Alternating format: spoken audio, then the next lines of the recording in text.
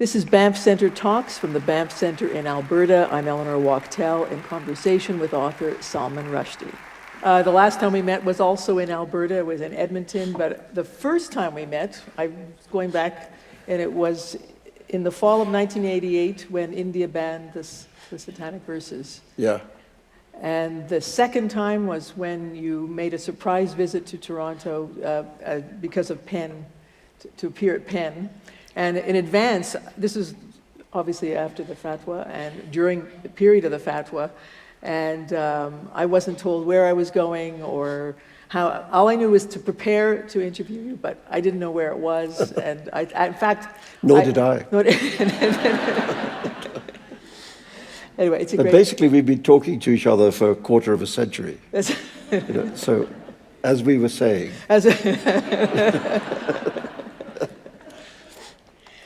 When you were asked what book made you what you are today, you said The 1001 Nights. Why? I suppose because these were the stories I grew up with. It's long before. The book is not a children's book. The book is a very adult book. It's certainly not written in language that children would read. But I first heard these stories of jinn and so on from my parents as bedtime stories. And then you grow up a little bit and you read them as picture books and comic books and so on, and you eventually graduate to the real books. But it's just, and it's not only The 1001 Nights. I was obliged in that questionnaire to choose one book. But in India, there's this very large number of compendiums of these kind of wonder tales. In fact, there's one from Kashmir, which in Sanskrit is called the Kathasarit Sagar, which means the ocean of the streams of story, from which I got the idea for another book. But that's actually even longer than the Arabian Nights, and has, it doesn't have the magical frame story of Shahrazad, but it has a lot of really extraordinary stories. So I grew up with that and the animal fables of the Panchtantra, and the Ramayana and the Mahabharata and the Hamzanama. There's any number of these things. So you grow up surrounded by fantastic tales, And for me, that made that kind of writing feel normal. Realism showed up later and seemed inferior. I can see the fascination with these tales as a child, especially when told by your parents. But how did it become so meaningful to you as an adult? Well, because I'm interested in folktale and myth and so on, because I think what happens in the stories that last, thousands of years, is that they compress meaning. They contain an enormous amount of meaning in a very short space, and so you can unpack them, and all sorts of stuff comes out. And if I would use a Western example, because I wrote a novel in part inspired by the myth of Orpheus. If you would take the myth of Orpheus and Eurydice, you can tell the whole story in 100 words or less, maybe 50 words. And yet it contains incredible resonant power when you start looking at it, because it contains this great fable about love, art, and death. And you can look at it optimistically, and you can say that it means that love, through the agency of art, is able to pass beyond the gates of death. Or you can look at it pessimistically and say that death, in spite of the power of art, destroys love. And all of it's true. The great thing about myths is there's no one meaning. You can turn them round and round and round and find many things in them. And so it's always fascinated me, because this is the imaginative storehouse of the human race, this kind of storehouse of stories, and so I go back to them all the time. Your new novel, 2 years, 8 months, and 28 nights, the title adds up to 1001 Nights, and that number shows up at various points through the book. But your central character isn't Scheherazade, but Dunya, a kind of jinnah, or what we've known as genies. Yeah. Tell me about them. What are the jinn? Well, the jinn are very ancient. In the literature, they're very ancient, and they're older than, and although there's quite a lot of stories about the jinn in Islamic culture, but they're actually pre-Islamic. They're much older than that. And they're metamorphic, powerful beings. Some of them are very powerful, some of them are very minor. And they're not interested, what I liked about them is they're not interested in religion just as I'm not. They strongly suspect that God is just a story, in the way that we think that the jinn are just a story, So they're pagan, and they're also, in a way, it's wrong to call them good or evil. They're people who are creatures who are not interested in the idea of good and evil, or right and wrong. They're amoral. And that makes them dangerous in a way, because when they show up amongst us, what is in their nature to do is to screw things up. And so that's what they do. Well, and sometimes they're under orders to screw things up. For instance, if they grant wishes and Yes, the it's very person difficult to telling grant. them what to do. Yeah, I mean, this is what we all know about the jinn. We know about lamps and bottles, and nobody ever explains how they got in there. And? Very, very difficult to get a jinn into a bottle or a lamp. You have to be really quite clever. And we're never told. In the story of Aladdin and the Wonderful Lamp, we know that the jinn comes out of the bottle, but we don't know who put him in there. Out of the lamp, we don't know who put him in there. There actually is a wonderful story that was sort of novella that A.S. Byatt wrote, called The Jinn in the Nightingale's Eye.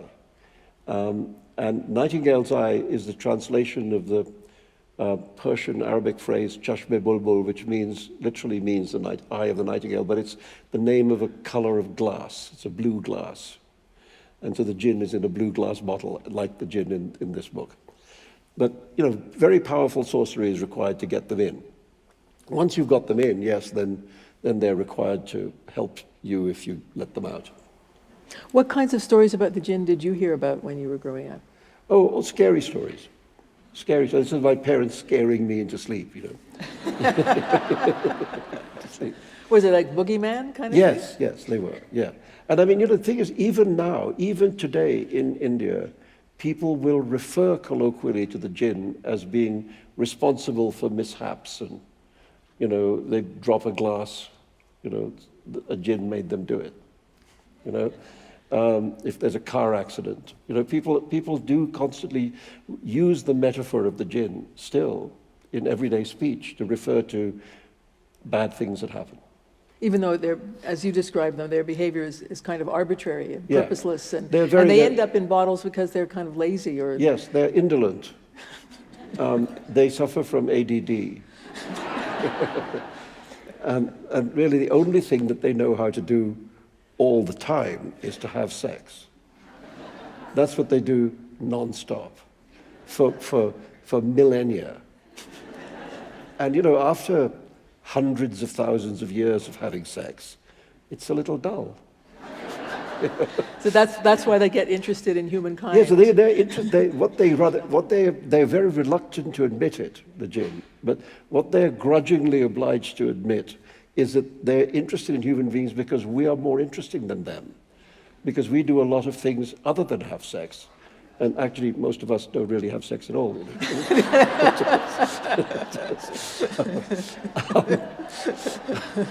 So we have all this time to do other stuff. In your novel, Dunya, a princess of the jinn, falls in love with a human being. And before we talk about who her beloved is, tell me a bit more about her. What does it mean to be a jinn princess? Well, she's the heart of the book in many ways. Yes, she's the most important female character, but she's kind of the heart of the book because it's her love for human beings that sets her apart from the jinn. The jinn are not good at love. They're good at lust and so on, but they're not good at love. And she is. And so she's a very unusual figure, even amongst her own people. And her love for the human being race means that she ends up, hundreds of years ago, like in the 12th century, she has this love affair. and produces spectacular numbers of children. And their descendants, multiply and travel around the world, and then the novel leaps 900 years or so to the present day. But just to go back for a sec, to be a jinn princess. Oh. I mean, I didn't even know there was like royalty in Yeah, the there's jinn royalty. line. No, there's royalty. Yeah, there's always royalty. and she is very, very powerful. I did something about the great. There are very few of the jinn. I mean, I'm partly this is my fiction, but also it exists in the stories of the jinn. That most of the jinn are rather kind of simple creatures who can do little nasty things, but there are the grand jinn, the grand ifrits, who are either dark or light, and they have immense powers. And she is a female version of that, and her particular power is over lightning. She's known as the Lightning Princess because she has immense power over the thunderbolt. And so it turns out, so do some of her partly jinn, mostly human descendants. So there's a lot of lightning bolts in this book.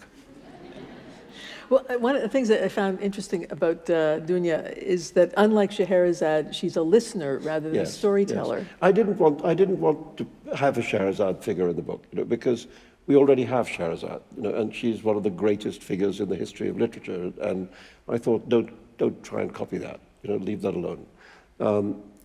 Yes, but she is one of the gifts of the jinn, of the great jinn, is to be able to listen. They can put their ear, because they can make themselves invisible, they can do all kinds of things.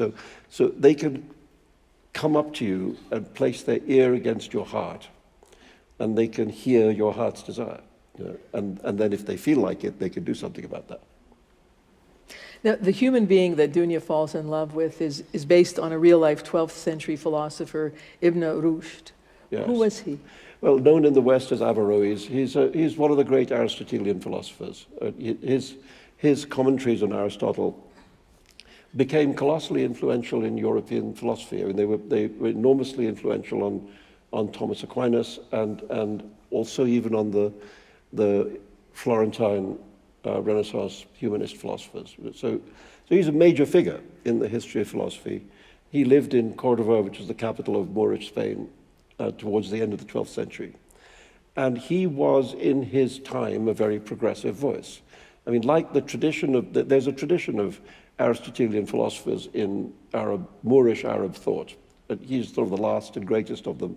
And they believed in trying to shift the thought of the Arab world away from blind faith and towards the use of reason and logic and science. So he was a progressive thinker, and he fell foul of conservative factions in his time. There's a moment when he was exiled and his books got burned. I thought, There's a story here. What a coincidence. I thought, But it's more than coincidence, because your own family name has a close connection with Ibn Rushd. my father admired his thought and changed our family name to Rushdie as a kind of, my grandfather wasn't called Rushdie, But it seems it's a very significant move to do that. I mean, to change a family name. Yeah. You can admire someone without adopting their name. Do you understand? Well, I mean, I wasn't there when he did it. And in fact, I didn't find out about it. I mean, I assumed that was our name and that was the end, But as I grew older, he and my mother told me this story, and then, of course, I thought it's a very major thing to do, to name yourself after somebody.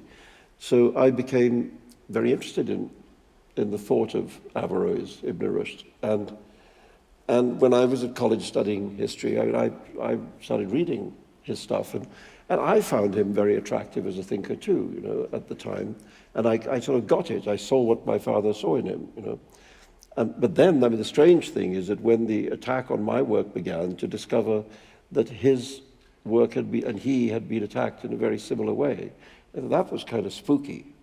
That echo down the centuries, happened, and so it just made him a very interesting character to me for obvious reasons. And did your father's father mind that your father took, changed his name? I don't know that, I think my father's father died quite young when my father was still quite young. So I think this happened Afterwards. after that. So I don't think my grandfather was asked. Now, part of Ibn Rushd's philosophy was in response to another philosopher, Ghazali, who died in 1111, which is 15 years before Rushd was born.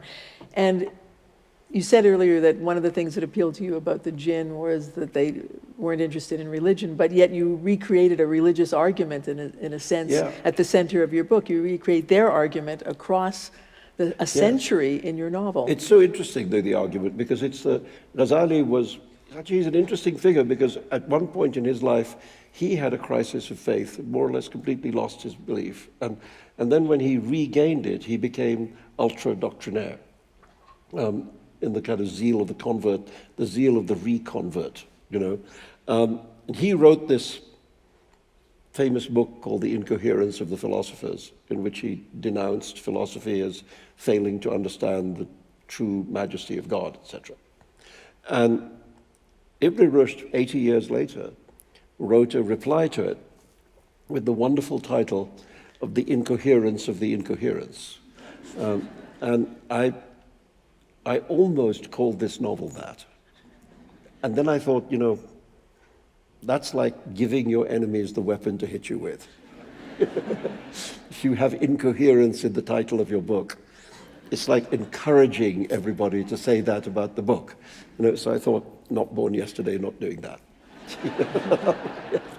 But, that argument between, it's an argument about the nature of God, basically. The image that's used in the novel of the ball of cotton and the flame is actually used in the philosophy of Ghazali.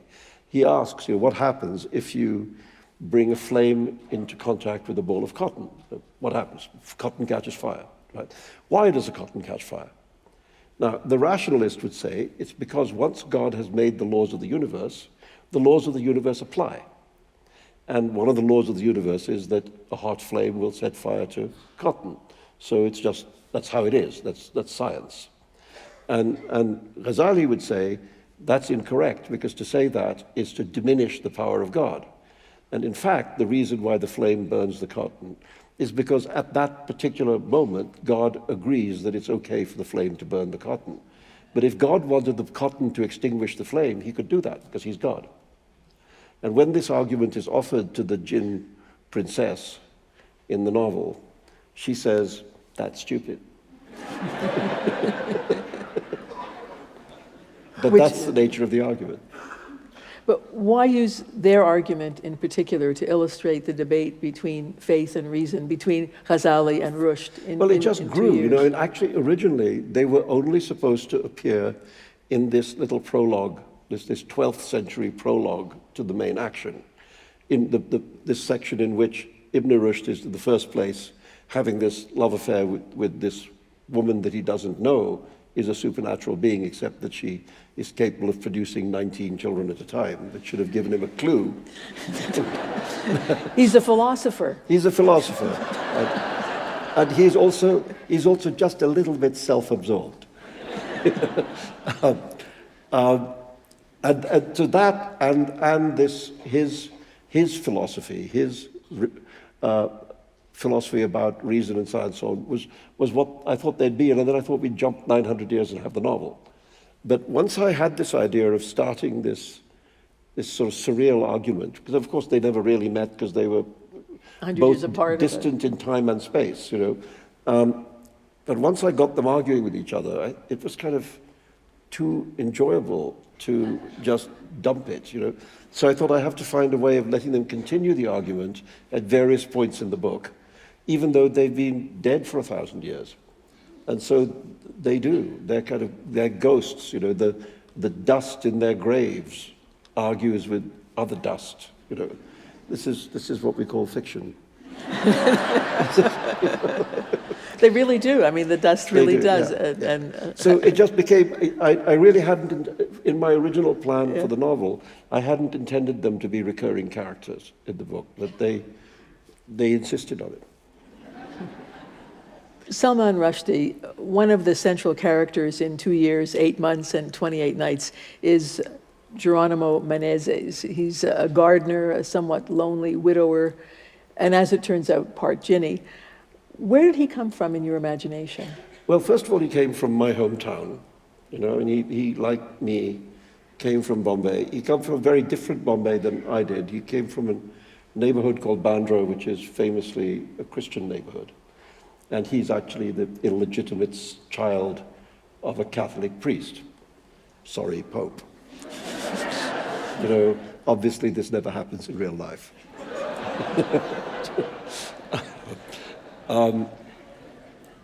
Anyway, so he comes from this other part of my hometown, but at a similar time to when I was growing up there. And he eventually ends up in New York and becomes a landscape gardener. He was really the first thing I had of the book, because there's a strange thing that happens to him, which is he wakes up one morning and he discovers that his feet can't touch the ground, that he's like half an inch off the ground. And initially I thought it would be a book about him. This would be a kind of sort of Kafkaesque nightmare story about an ordinary person to whom an extraordinary, inexplicable thing happens. And how does he face the consequences of it? Like Gregor Samsa turning into the giant insect. Where did levitation come from? Well, because he's a gardener and is with close to the earth? Or? For me, the issue of ground that you stand on has always been very important because of me having had this life bouncing around the planet. So I've always found as a writer that place, that literally the ground beneath the feet of the characters, I have to make that up before I can put the characters on it, and then I can start writing about them. So I spend a lot of time thinking about that. And I thought this was obviously a kind of metaphor of disconnection, of alienation, or whatever. And I thought how poignant if he were somebody who spent his whole life caring for the earth, nurturing it and the things that grow out of it. If that person were to find himself suddenly detached from the earth that was his life, I thought it would be sort of sad and funny at the same time, in the same way as Kafka's giant insect is sad and funny at the same time. So that's where it started, and I really thought it might just be a novel about him. And then I started asking myself, why did that happen? How did it happen? And suddenly this whole fairy tale thing exfoliated from him. And the whole book came out of him, really. Geronimo, whose full name is Raphael Hieronymus, is, as you were saying, an immigrant to New York. And like you, he's originally from Bombay, now known as Mumbai. And he dreams of being able to return to India, where he imagines he'll feel at home. And the Jinya, the Princess Dunya, creates that possibility for him. Could you read a little from 2 Years, 8 Months, 28 Nights? Yeah, this is a moment at which they've met, obviously, and she has listened to his heart and thinks she knows what he wants, which is to go home again. And so she kind of creates it for him. As in, his feet were on the ground now, but where was this ground? In fairyland or Bombay or an illusion? It was just another way of being adrift or in the clutches of the Jinya princess. As he looked around at the dream of an old street scene, this occult hologram, he was in the grip of everything sad that ever happened to him. He wished he had never become detached from the place he was born, wished his feet had remained planted on that beloved ground, wished he could have been happy all his life in those childhood streets and grown into an old man there and known every paving stone, every betel nut vendor's story, every boy selling pirated novels at traffic lights, every rich man's car rudely parked up on the sidewalk, every girl at the bandstand aging into a grandmother and remembering when they kissed furtively at night in the churchyard. He wished he could have roots spreading under every inch of his lost soil, his beloved lost home, that he could have been a part of something, that he could have been himself walking down the road not taken, living a life in context and not the migrant's hollow journey that had been his fate. But then he would never have met his wife, he argued with himself, and that deepened his grief. How could he bear the idea that by remaining joined to the line of the past, he might never have had his one true passage of joy? Maybe he could dream her into his Indian life. Maybe she would have loved him there as well. She would have walked down this street and found him here and loved him just the same, even though he would have been the self he never became. Maybe she would have loved that self too, Raphael Hieronymus Menezes, that lost boy, that boy which the man had lost. I thought you'd like it, said the little girl with the genia's eyes, puzzled. I listened to your heart and heard your sorrow at what you had left behind, and I thought this would be a welcome gift. Take it away, he said, choking on his tears. Salman Rushdie reading from his novel.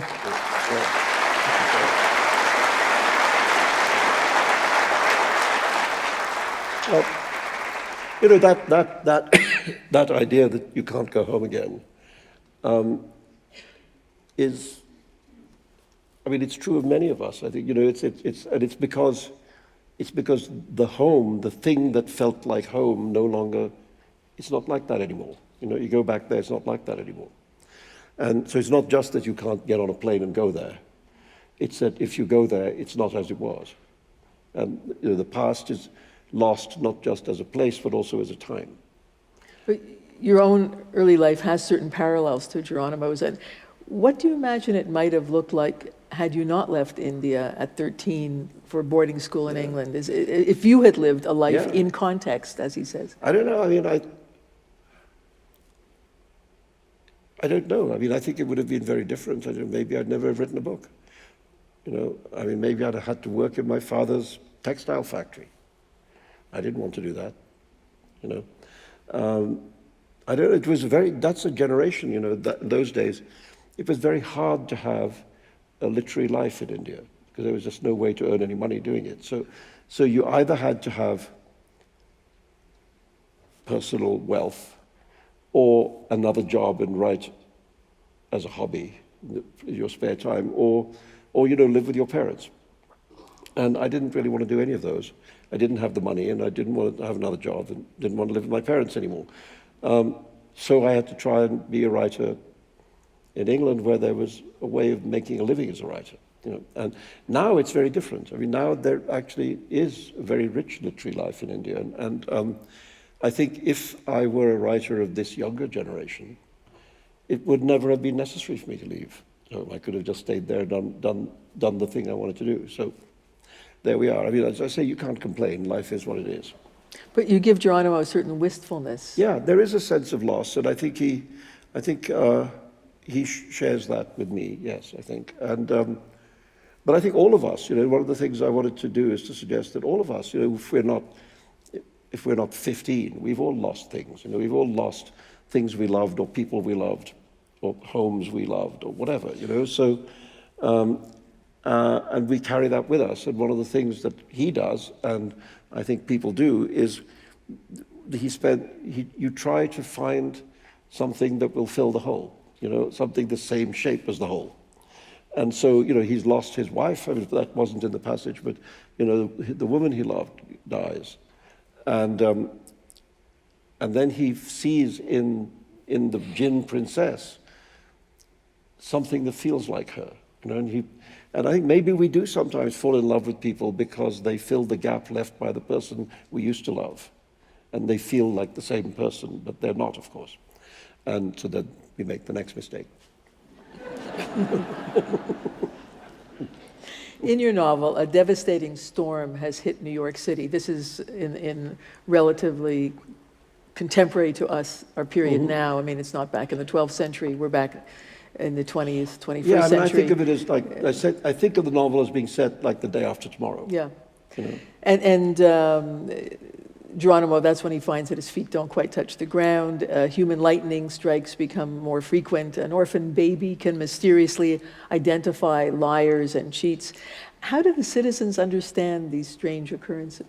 Well, I mean, what happens is that people are obliged to accept that the world has become strange, that these things called the strangenesses, which are random destructions of the natural order, you know, where things like an error in the law of gravity, in the location of one person, and all these other manifestations, and they're bewildered and frightened, And I wanted just to give this sense of a world in which the rules didn't seem to work anymore, And I mean, I think I sometimes have that sense, about living in a time where the rate of change is so great, and the way in which things are developing is so, in many ways unlikable and dark, so that you feel that you don't know how things work. You don't know what the game is anymore. And I thought, how do I write a story about that? And that's where the jinn came in order to create the disruptions. Is that a function of age? Because I remember, back in 1992, you told me the world is operatic and surreal and grotesque. Yeah, but that's my point of view. I mean, many other people see the world as being humdrum, everyday, and tedious, and that's just their problem. It seems to me. When you talk about there being no rules or the rate of change. What I'm saying is, if you're used to the world being humdrum, everyday, and tedious, and suddenly there are giant serpents coiled around the Chrysler building, it would be a shock. It would be disturbing. And so, I mean, the serious thing is, one of the things I always liked a lot about the ideas underlying the surrealists, is that the surrealists believed that that habituation, getting used to the everyday, places a kind of, it has a kind of dulling effect on our vision. So we see the world through the habituation of the everyday, and it means that we fail to notice that the world is extraordinary and wonderful.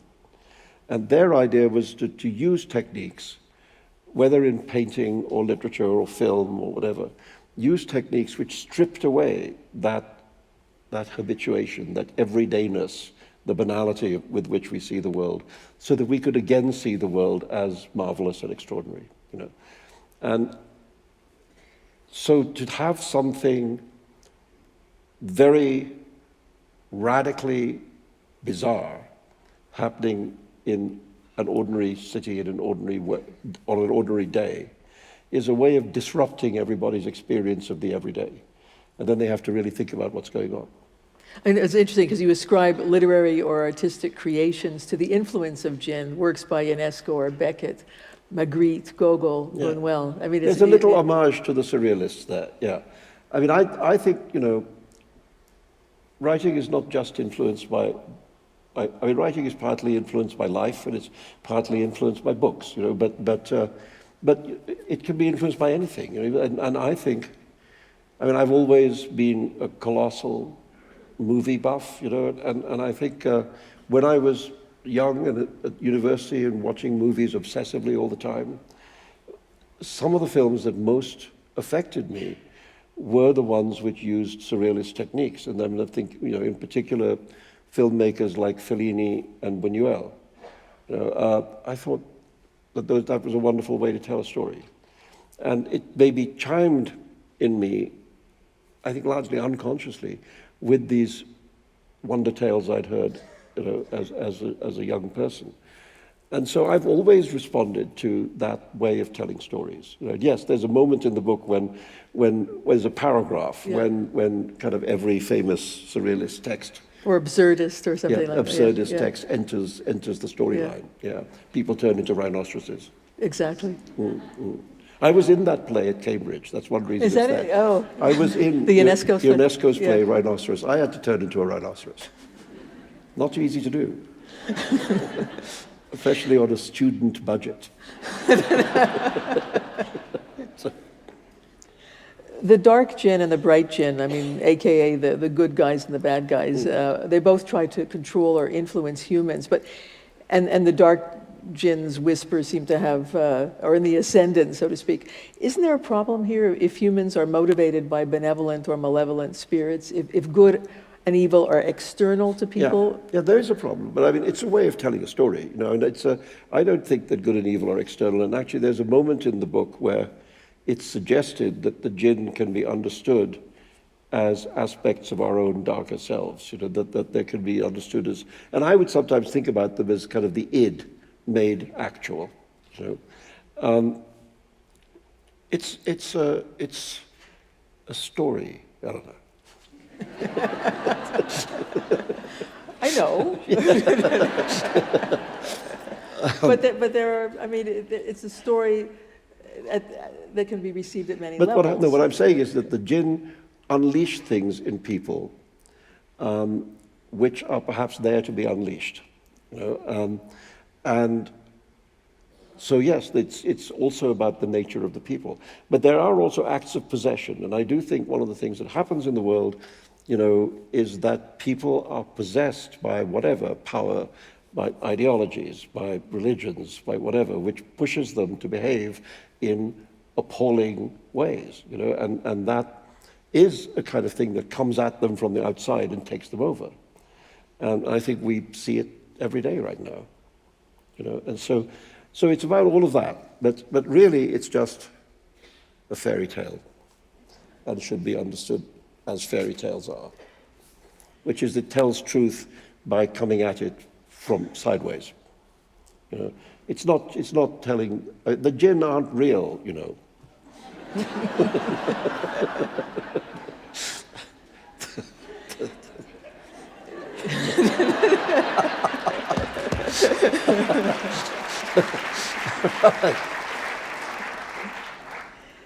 In 2 years, we see the collision of belief systems, of stories. I mean, it's destructive, but some form of society manages to survive. And we hear the voice of its descendants a millennium later. Religion is gone, the society seems peaceful, contented, but the citizens have lost the capacity to dream. Is that so bad? I mean, are we talking about real dreams at night, or metaphorical visions, as in I have a dream, or what's been lost? Doesn't say. I know, I'm asking you. Sorry, you're here. But there's a reason why it doesn't say, which is that I don't want to tell you.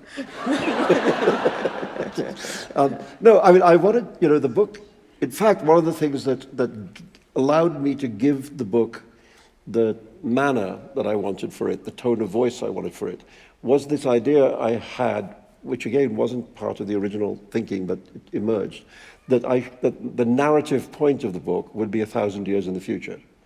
So that somebody, an individual or a group, 1,000 years in the future, would look back at us now in the way that if we were to look back 1,000 years to the year 1000, what we would have there is a mixture of history and legend and half-truth and just outright make-believe, I mean, 1,000 years ago is what? Charlemagne, kind of, and Charlemagne's a historical figure, but it's also, roughly speaking, the time which would have been King Arthur and the Knights of the Round Table.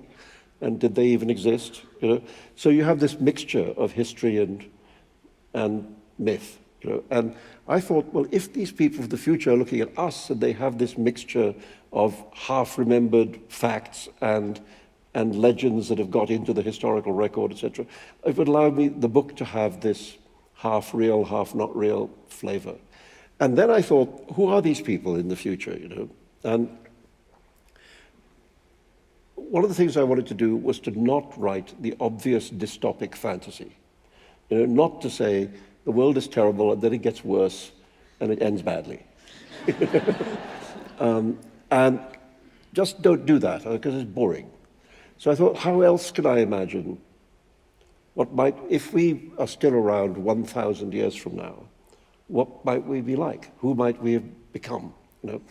And so I suggested this kind of optimistic future in which religion has faded away and reason is triumphant and so on, but then it's not perfect, and no such thing as a free lunch is, I guess, what I'm saying. Or in the classic language of the fairy tale, be careful what you wish for. I mean, one of the things about asking the jinn for wishes is that you have to be very precise. Otherwise you find yourself, curiously not where you want to be. I mean, there's a joke in the novel about what all men ask the jinn for. You know, all men ask the jinn for infinite wealth, unlimited power, and a bigger sexual organ.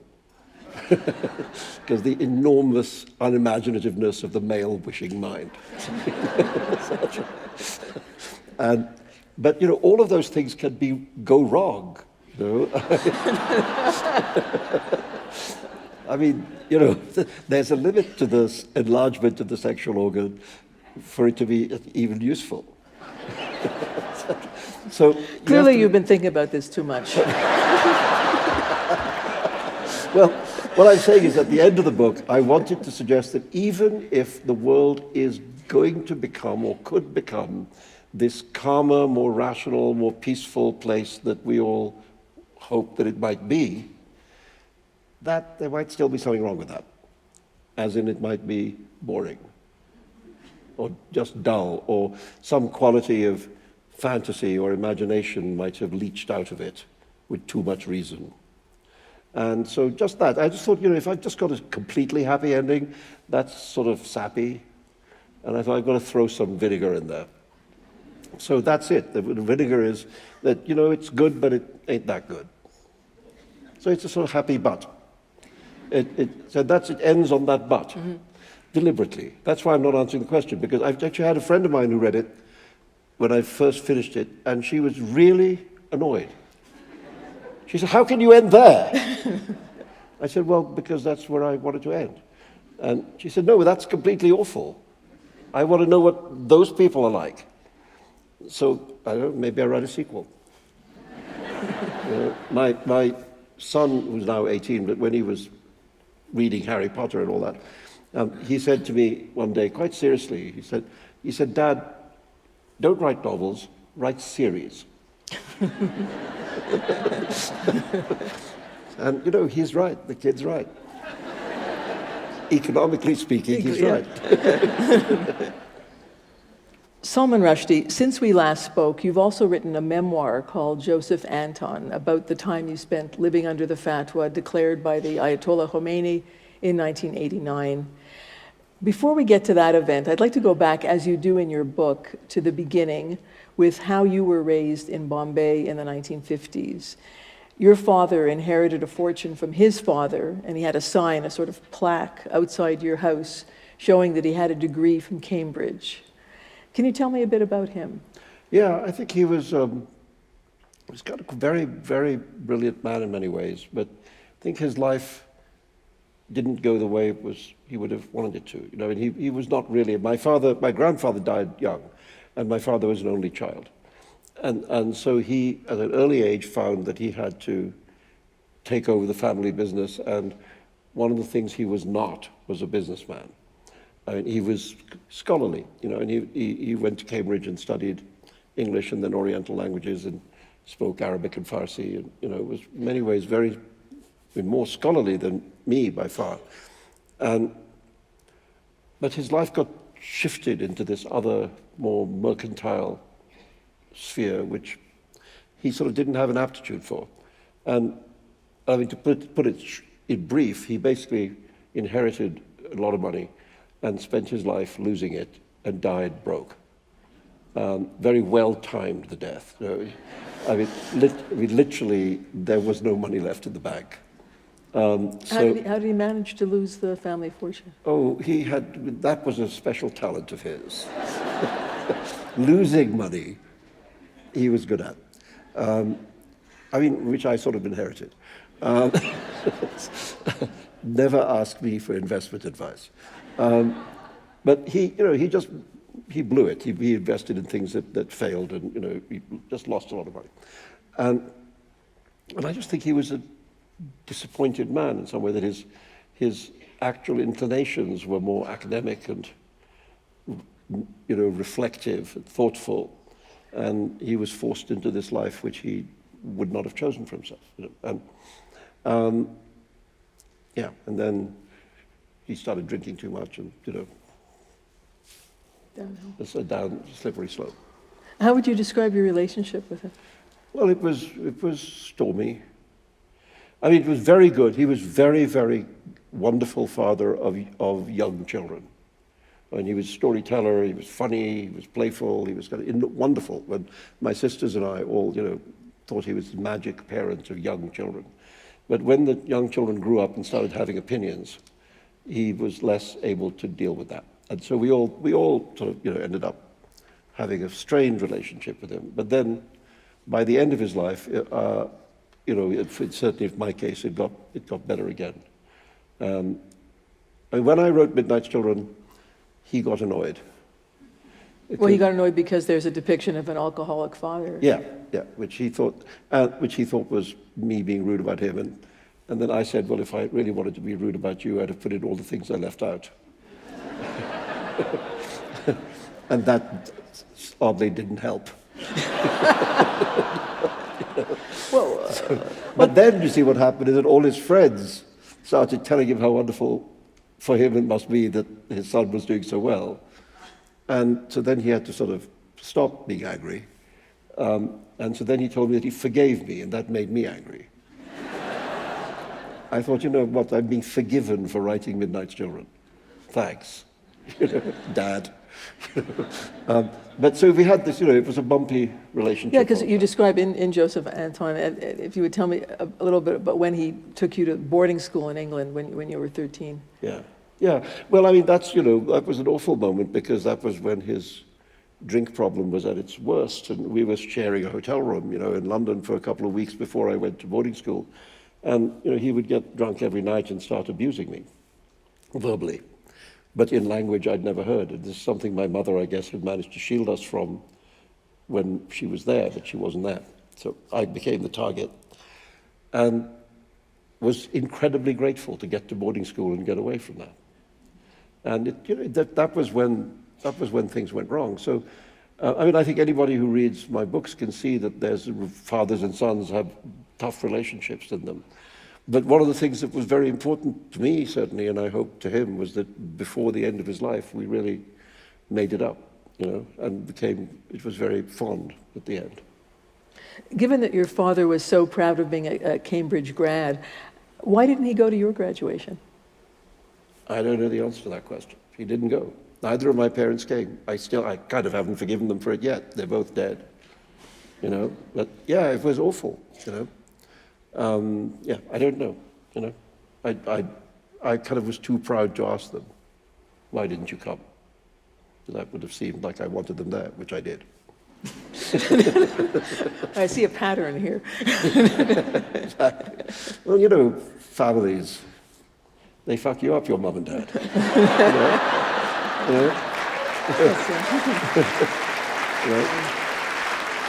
That's Pache Philip Larkin. They may not mean to, but they do.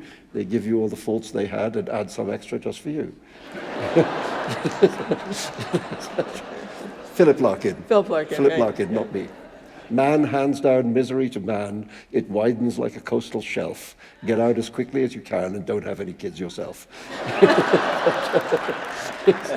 When did you memorize that? It's such a cheerful verse. Sticks in the mind.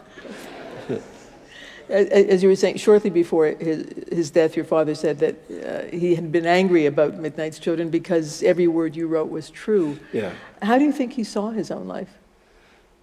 I think he saw it as disappointing. I think he saw it as not the life he wanted to have. And I think many people do. Many people end up having the lives which are not the lives they dreamed of, or even half dreamed of. Even maybe they didn't even formulate the dream, but they know that the life they've got is not what, is this all there is? I think that's quite a common feeling. And I think I've always thought I was incredibly lucky to be able to make a life doing the thing I really wanted to do. Most of us don't have that, Most people in the world don't get to spend their whole life doing only what they really want to do. And I have been able to do that, ever since I was able to stop working in advertising anyway. Which is, I have to say, the thing that first brought me to Banff, because I was writing advertising for Air Canada. And they sent me on a tour of Canada so I could write about Canada. And that's how I first came to this town 42 years ago.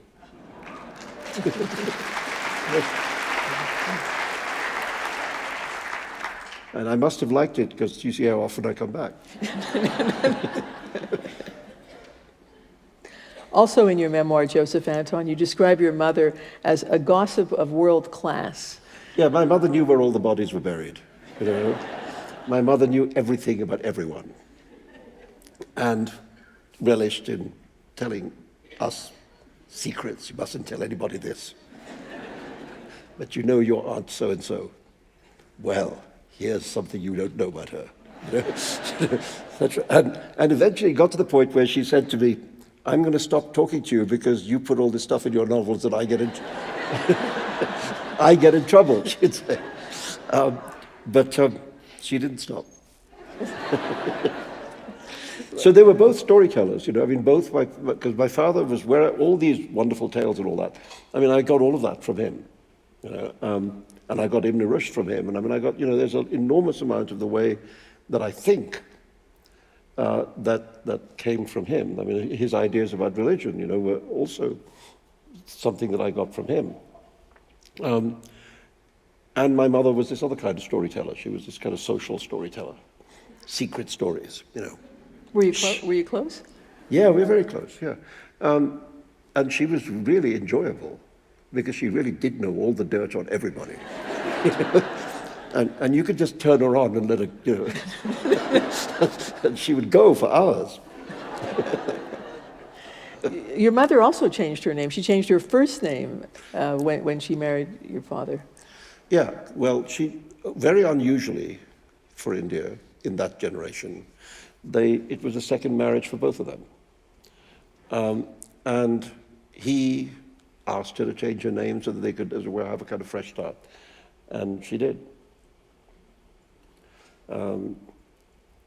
Again, these were things we didn't discuss, really.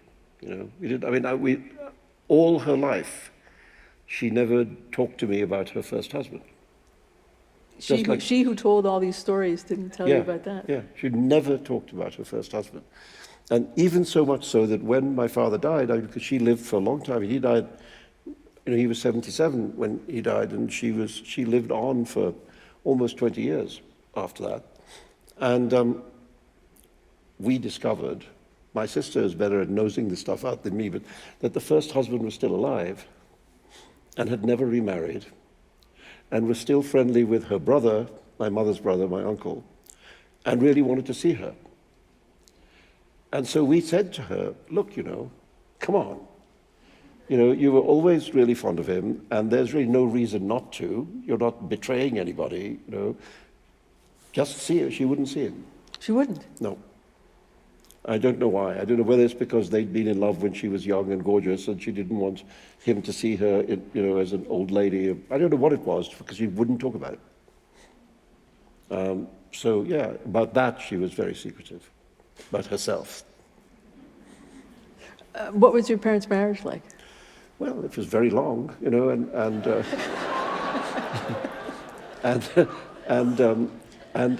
you know, it was I think it was very difficult for her because he had a serious drink problem, and she tried to shield us from it, and etc.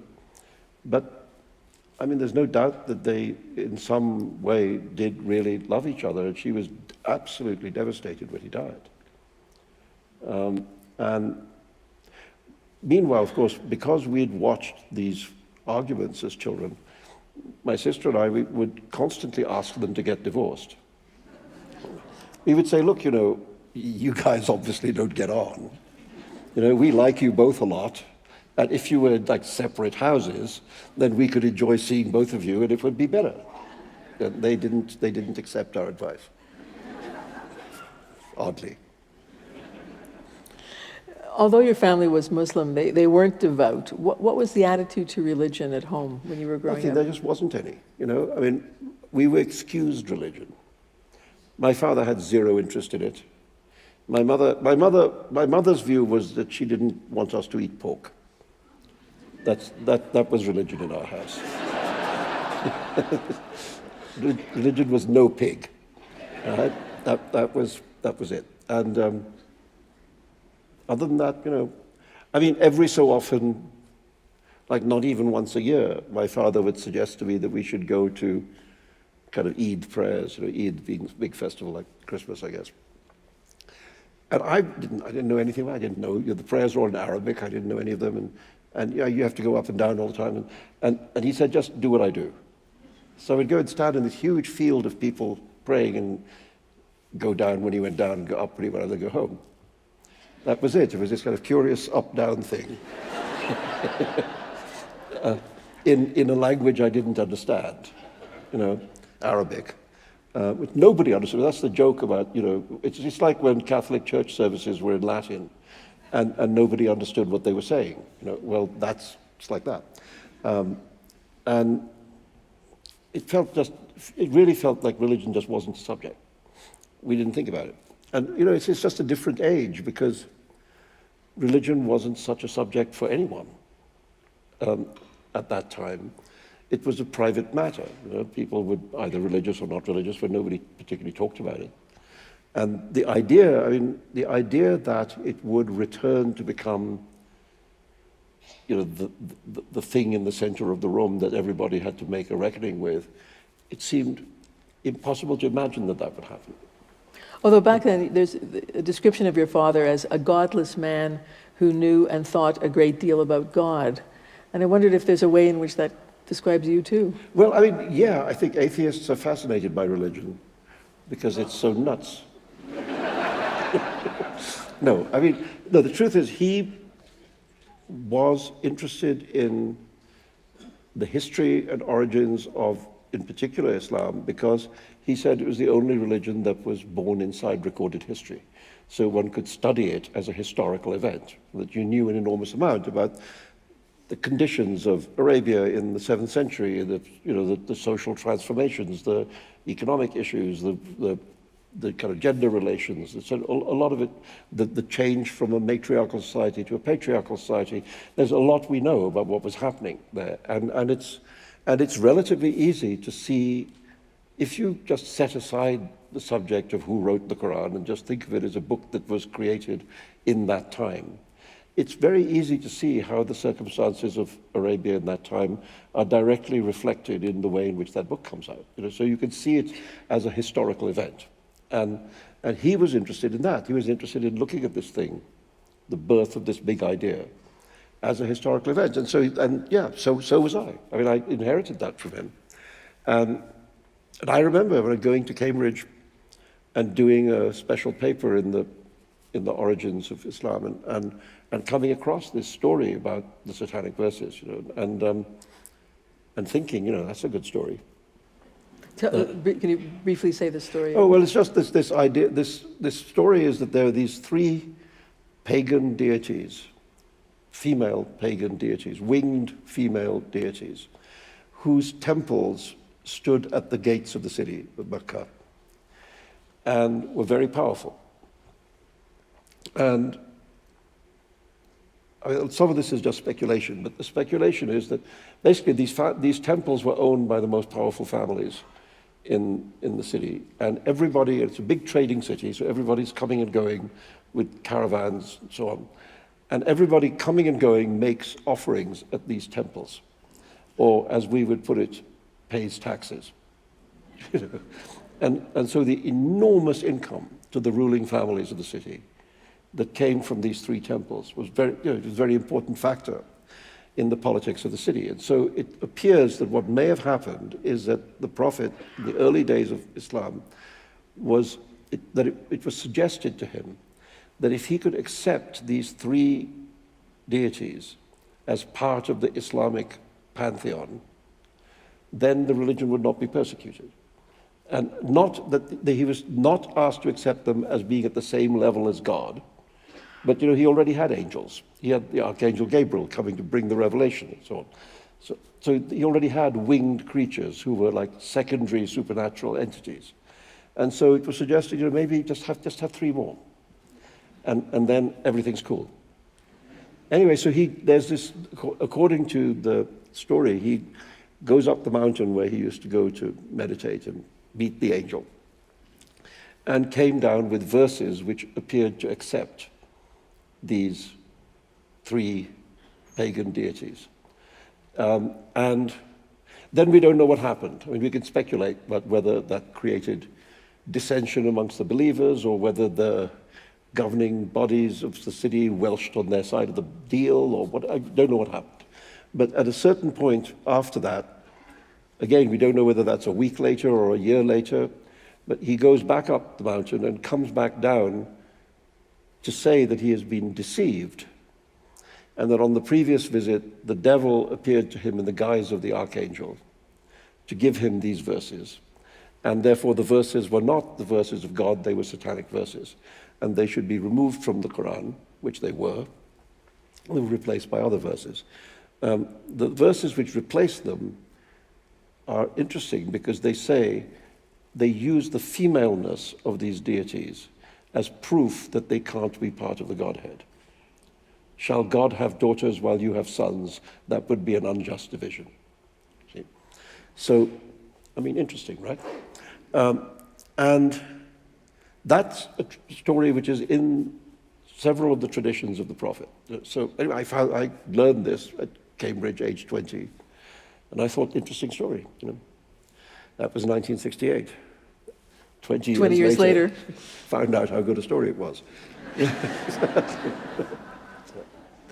Salman Rushdie, famously on Valentine's Day, 1989, the Ayatollah Khomeini of Iran declared a fatwa or death sentence against you. You say you regret leaving home and going into hiding. Did you have any choice? Well, I was told I didn't have any choice by the police. But what I subsequently learned is that every other person who received police protection in England lived at home and was protected living at home. I was told I had to leave home, and it was only me. I was the only person. And it was a colossal disruption, and I don't know what, it's very difficult to know what if, because everybody felt that the danger levels were very high at that time. And that they couldn't protect you at home? The argument they always use is that it would endanger the neighbors. They said it would be by living there, you would place everybody at risk, and it's irresponsible of you. That was the argument. And we don't have the resources to protect the whole street. Do you think the fact that you alluded to Margaret Thatcher as Mrs. Torture in the Satanic verses affected their... Just to be fair, I didn't do that. A character in the Satanic verses who is an Indian character who doesn't speak English very well and has a very heavy accent. Yes. Mispronounces her name. And this is because I actually heard somebody do it. I was in India, I heard somebody on television referring to, your Prime Minister in England. Who is she? Mrs. Torture.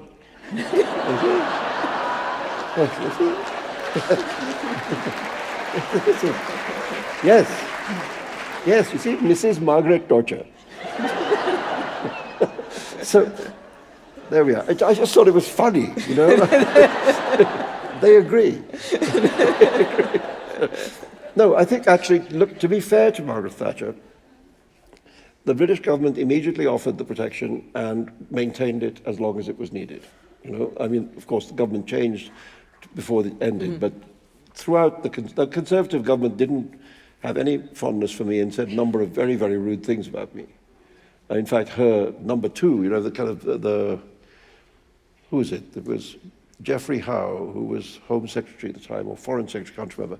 Anyway, he said something about, like the day after the fatwa, he said something about the British people have no love for this book because it compares England to Nazi Germany. And I thought, where? It just doesn't. But so even the government was busy lying about me.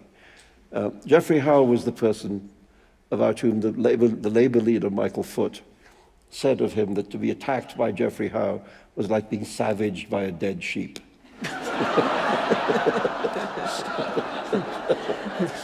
Right, but you were saying that even despite all that, the government did protect you, despite the... No, I mean, they did, they offered and maintained the protection. I mean, because I think the thing that they got was that this was intolerable, that the head of a foreign country should try to assassinate a British citizen in Britain who had committed no crime. That's called international terrorism. And they didn't, and Thatcher, was a strong nationalist and patriot, and she said, we're not going to let that happen. So, yeah, I mean, so she did that. And the police, the police were the police got the point completely. They knew what they were defending and fighting for, etc. So, yeah, I ended up with, mysteriously, something I never thought would happen in my life, an enormous number of friends in the British Secret Police, who I still have. I mean, when the book came out in England, we had a book launch party, and I invited them. They all came. So I had all these secret policemen at my literary launch, all very good-looking guys with guns, and the girls of Literary London were very excited. Salman Rushdie, not only was your life at risk under the fatwa, but your personal relationships suffered. There was pressure on your marriages, and even visiting your son, who was 9 at the beginning of the fatwa, was complicated. How did you deal with that aspect? Well, it was just, it was very hard, and I was lucky in that I had around me a very, very close and courageous group of friends and family, and they all helped. I mean, friends would make it possible for me to go and visit my son at their house and things like that. So people would move out of their house so that I could go and stay there for a couple of weeks. When you talk to your older son, Zafar, now, how does he recall that time? Well, the thing is that he was 9 when it started, and, it went on for the next decade. So he had to grow up through that, and then just as it was, coming to an end, his mother died. So it was bizarre, that he had spent a decade worrying about his father being killed, and then his mother died. And he could have, I have great admiration for him, because he could have come out of this very, very screwed up. Wouldn't have been surprising, And instead, he's this incredibly level-headed, calm, serene, sort of cool guy. And I'm the one who waves my arms around and gets excited. And he says, "Calm down, Dad." Yeah. Has he read Joseph Anton? Oh, he has read enough. He's read enough of it. Yeah. He doesn't exactly read my books. Not as such. No, I mean, he really, as he puts it, I've read a lot of first chapters. But he keeps promising to. He keeps saying, with this book, he said, I'm going to. He said, "Is there a Kindle edition?" I said, "Yeah." He said, "Okay, well, I'm going to get it." So I said, "Really? You're going to read a book of mine?" He said, "Yeah." Does it bother you? No. I mean, I think it's one of those things that parents' work is not of enormous interest to their children. But even the book of stories you wrote for him? Yeah, no, he loves it. Haroon and the Sea of Stories is the one he did read, and he loves it, and it's been important to him. But yeah, I mean, if your father's a dentist and he comes home from work, you don't say, "Tell me about your fillings that you did today, Dad." No. And 8 years into the fatwa, you had another son, Milan, with your then wife, Elizabeth West. What was that like for you? Did that change how you saw your situation?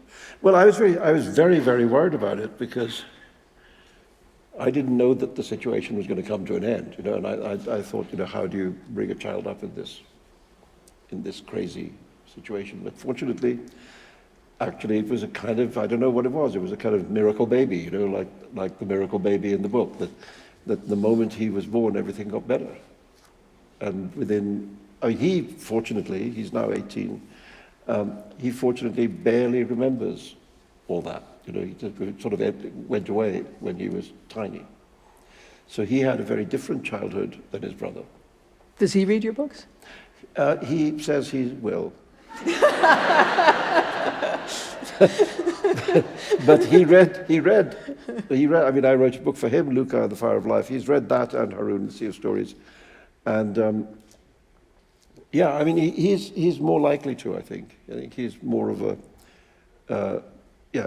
he's a very artistic kid, so I think he might. In your new novel, 2 years, 8 months, 28 nights, stories are seen as something that tells us who we are or who we might become. What did writing your own story in Joseph Anton tell you about your own identity or what you might become? I don't know, really.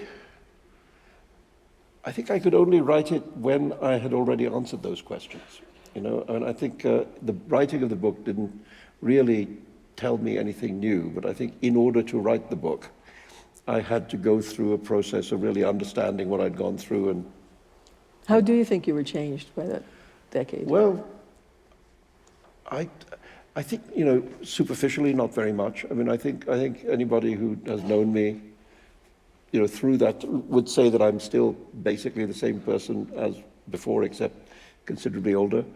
But I think underneath it, there are things that you learn about yourself. You know, one of the things is I would not have bet on myself to have had the resilience to survive that decade. You know, if somebody and keep on writing and write during that period as well. If somebody had told me, here's what's going to happen to you the next 10 years, how do you think you'll be in 10 years' time? I would probably not have bet on myself to be in good shape. You know, and yet I sort of came out of it not particularly crazy. Or not crazy. Yes. Or crazy in the same way as before, not crazy in a different way. And I think that's something about human beings, that we are incredibly resilient beings with a very, very strong survival instinct, but we don't know that until the danger comes. You know, until the question is asked, we don't know how we're going to answer it. And if we're lucky and the question isn't asked, you know, and we can just continue having a perfectly nice life. But it turned out that I was tougher than I thought, you know, and I guess I learned that. I also learned about not compromising, you know. I just thought there are lines you don't cross, and sometimes you have to fight for those lines to not be crossed, you know, defend various principles. Because they need to be defended, and these are kind of yes/no, you know, free expression. It's a yes/no question, you know, you're in favor of it or not. And this is why I get so upset these days when there's so much backsliding on this issue, and people say that they're in favor of free expression, but everybody should be careful not to upset people. Well, that means you're not in favor of free expression.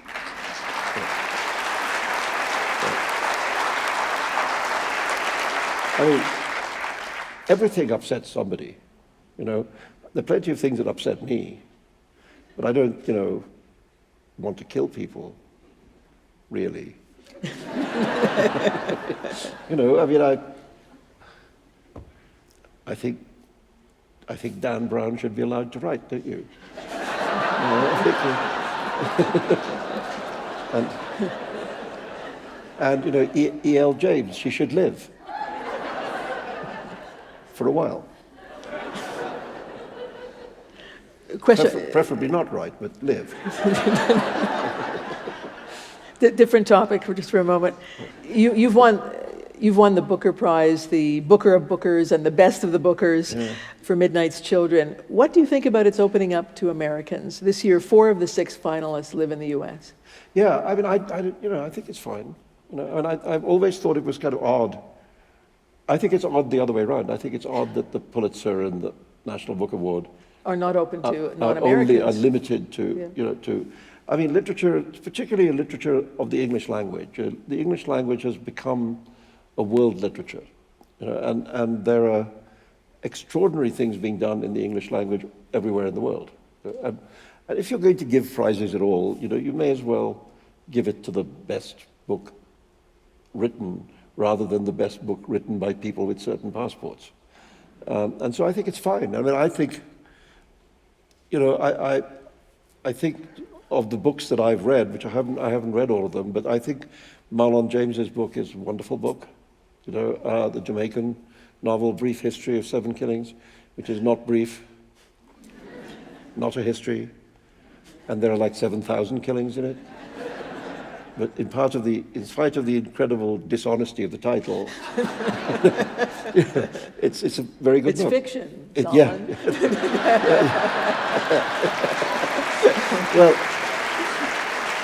Well, the title is a fictional representation of the fiction in the book. That's metafiction. I think Hanya Yanagihara's book is very good, even though it's kind of colossally bleak. But I mean, it's very good bleak. I'm so sad. I thought Laila Lalami's book, The Moor's Account, was really good. I'm sorry it didn't make the shortlist, but I thought it might. No, I think why not? You know, these are talented writers. Why not let them have a go? I think it's interesting the way in which the Booker has shifted away from established writers towards younger writers. You know, so that this year there was Franzen, there was Atwood. There's a lot of major writers. And who sort of don't seem to have been considered, whereas in previous years they might have been. You know. So, but that's fine. You know, it's fine. I mean, my all-time favorite Booker Prize speech was Kingsley Amis when Kingsley Amis won the Booker very late in his life for a novel called The Old Devils, and Kingsley, you know, occasionally had a drink, and anyway, so he lurched up onto the stage, and. And he said, you know, I've always despised this prize. He said, but I have just completely changed my mind.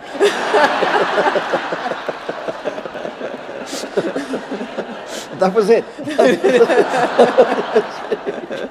Brilliant, I thought. And I think that's there's a healthy attitude to prizes there, which is, you know, if you win, they're nice, and if you don't win, they don't matter. You know, everybody wins. You win some, you lose some. So, you know, it isn't why you do it, you know. It has nothing to do with why you do it. It has a lot to do with, you know, publishers are excited because it helps them shift copies. But, you know, you don't write thinking, will this win the Booker Prize? It never occurs to you. Or any prize. But I mean, prizes are nice. Everybody should have prizes. It's a treat to talk to you again. Thank you so much. Thank you.